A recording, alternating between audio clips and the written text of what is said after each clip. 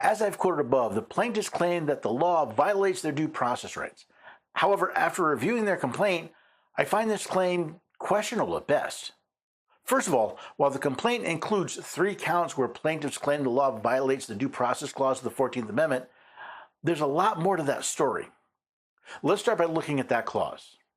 Nor shall any state deprive any person of life, liberty, or property without due process of law. So where in this law is anyone deprived of life, liberty, or property without due process of law?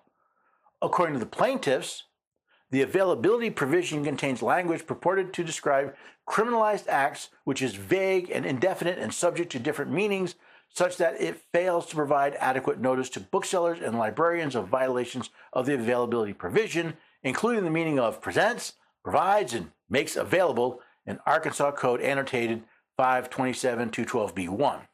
Are the terms presents, provides, and makes available vague? Well, according to Merriam-Webster's online dictionary, present is to make a gift to give or bestow formally, to bring something such as a play before the public.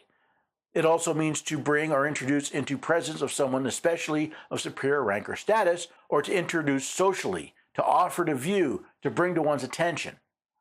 Provide is to supply or make available, something wanted or needed. Also, to make something available to.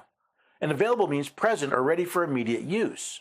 Now, none of the terms the plaintiff claims are vague actually are vague. Similarly, in count 6 of the complaint, the plaintiffs argue that the terms appropriateness and not accessible to a minor, as used in the law, do not provide any definite procedural safeguards or standards.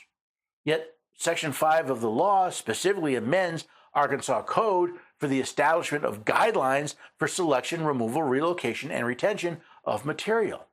These guidelines include having written policies for the process of challenging material, addressing those challenges, standards for what can be relocated or withdrawn, and communicating decisions to parties involved.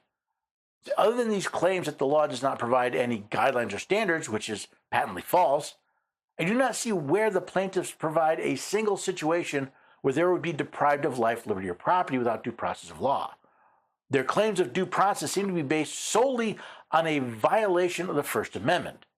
A person challenging material in the library has access to a written policy for the establishing of guidelines on how the library will address challenged material. The county librarian forms a committee of library personnel to review the challenge, and the person challenging the material is required to present his or her request to the committee. It seems to me that both sides have the opportunity to present their case, and I find it odd that the librarians who are suing to stop the law are the ones who vote to determine whether or not material should be relocated.